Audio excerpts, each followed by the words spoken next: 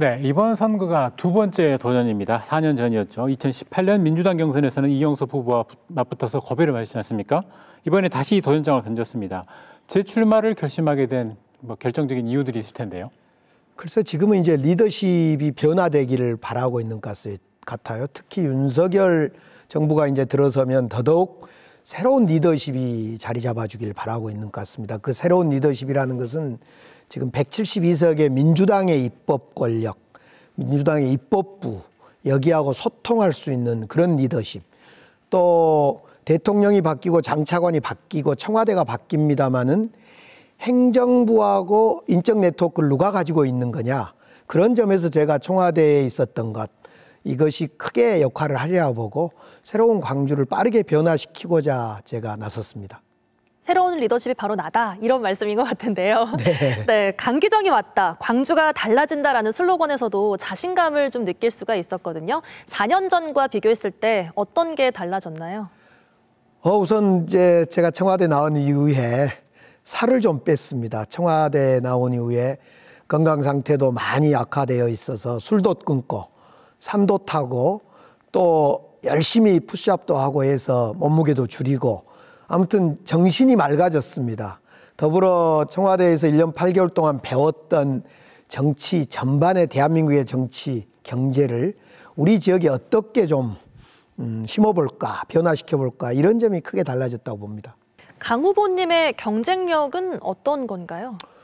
저는 제 스스로가 정무수석을 했다는 것뿐만 아니라 국회 12년 동안에 제가 여러 가지 역할을 했는데 그중에 가장 잘한 역할은 정무적 협업 능력이다.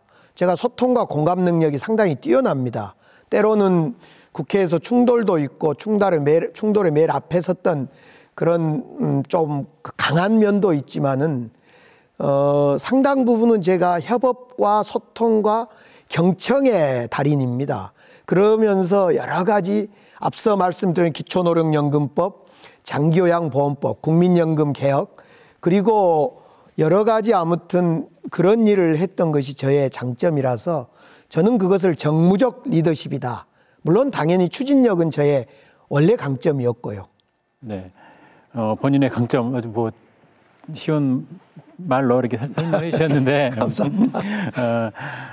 그러니까 지지자들은 우리 강 후보를 어떻게 지지하는 이유가 무엇인지 저희가 한번 선거 캠프를 한번 취재를 했거든요. 네. 영상으로 담아왔습니다. 그래서 한번 직접 보시고 이야기 한번 또 이어가시도록 하죠. 네.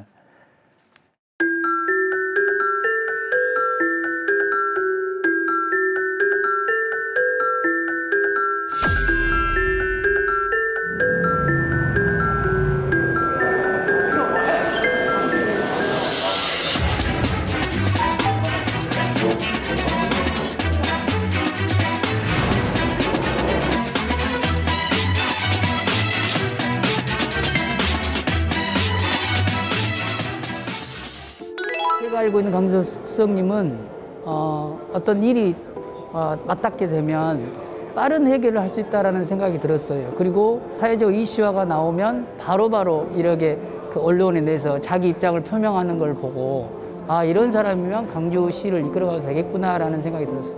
강기정 예비 후보님께서는 보시면 저희가 방송에서 항상 저희가 느끼는 부분이 쌈딱이다, 좀 강하다, 이런 느낌이 강했었는데 실질적으로 뵙고 보니 참 마음이 따뜻한 사람이고 이웃 오빠 같고, 그래서 저희 서민들의 감정을 잘 함께 해줄 수 있을 것 같아서 제가 이 캠프에 합류하게 됐습니다. 좀 답답했던 게 다른 부산이라든가 다른 지방에 비해서 이 변화나 발전의 속도가 너무 더딘 것 같아요. 좀 답답함을 많이 느꼈어요, 제가 고향에 와서.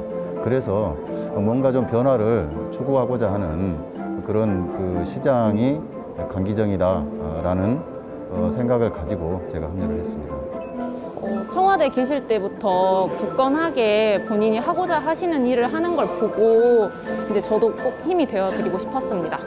이제 광주 토박이시니까 광주 토박이로서 이제 어디가 뭐가 부족한지 잘 알고 계실 것 같고 그런 걸 잘 해주실 수 있을 것 같습니다.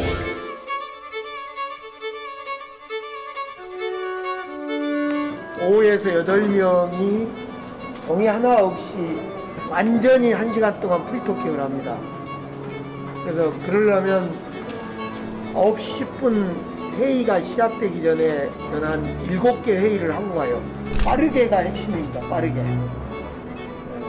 우리 사회에서 지금 온오프가 소통되고 모바일이 되고 있는데 밥 먹어가면서 술 먹어가면서 결정하는 그런 이제 회의가 아닌 아주 빠른 상황에서 5분, 10분, 15분짜리 회의.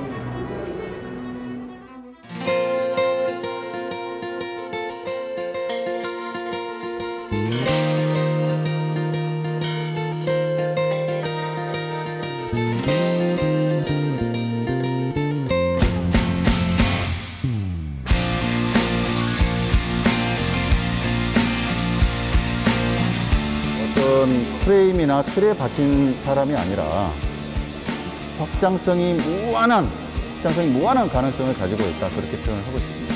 강기정은 추진력이죠. 빠르게 실행하고 뭔가를 바꿔내고 그리고 본인이 이해한다면 그걸 해내는데 주저함이 없다라는. 말로는 표현할 수가 없는데 그냥 따뜻한 사람이다. 그냥 그런 느낌 있잖아요. 아빠의 품속 같은 따뜻한 느낌. 광주는 변화할 수 있다. 강기정이면은 강주를 바꿀 수 있는 사람이야. 강기정 화이팅! 강기정 파이팅! 기정 삼촌 광주를 부탁해! 강기정 후보님 사랑합니다. 강기정이었다. 나가라. 당당하게. 빠르게. 강기정.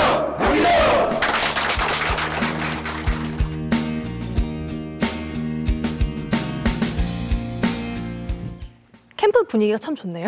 네, 아무래도 50대 후보에 40대 참모 이런 컨셉을 좀 준비해 보고 있습니다. 네, 영상을 정리해 보자면 이제 뭐 빠른 해결, 추진력, 싸움 딱 같지만 따뜻한 사람이다. 뭐 이렇게 좋은 이야기들 많이 나왔는데 어떠신가요? 동의하십니까? 제 강기정 앞에 당당하게 빠르게라고 붙여봤습니다. 당당하게라는 것은 어떤 것도 비굴하지 않고 솔직하고 당당하게 원칙 있게, 빠르게는 아무래도 시민들이 답답해하는 점이 있습니다. 우리 그래서 빠른 결정, 빠른 판단 이런 걸 제가 잘 보신 것 같은데요. 저하고 함께하는 분들이라서. 예.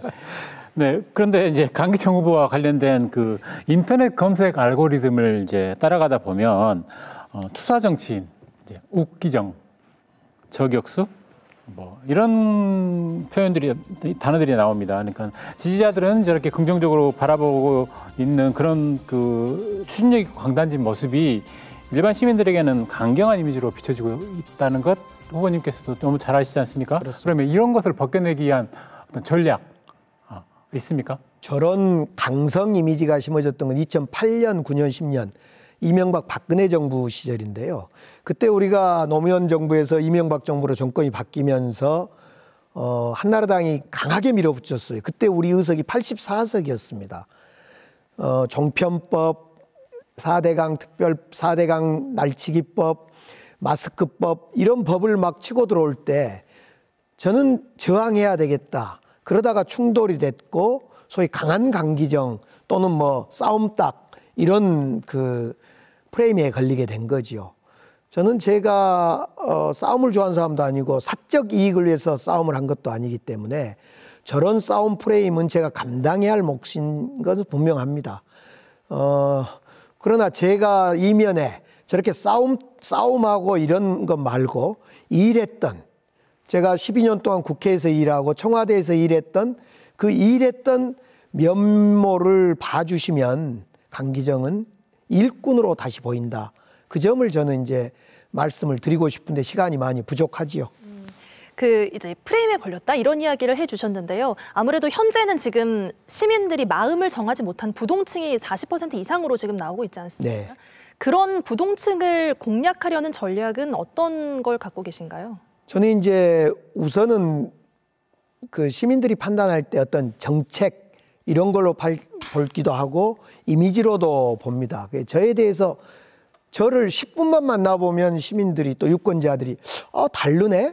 내가 생각하는 강기정 후보와 직접 만나서 5분 안에 5분 동안 보니까 다르네? 이런 이야기를 합니다. 그건 저한테 그만큼 싸움꾼, 운동권, 이런 투사 막 이런 이미지가 들씌워져 있다고 생각해서 물론 그것은 제가 억울한 부분도 없지 않아 있는데 불가피한 것 같아요. 제가 해왔던 일이기 때문에. 그래서 이제 감수성, 좀 소프트, 부들부들한 이미지로 좀 다가가 보려고 여러 가지 영상도 좀 찍어보고 부드럽게 다가가 보려고 합니다. 그런데 결국은요, 제가 해보니까 결국은 만나서 진심을 대화하는 그것밖에 없습니다. 영상이나 선거 정책이나 공약으로는 그걸 잘 다가가게 만들지를 못하더라고요.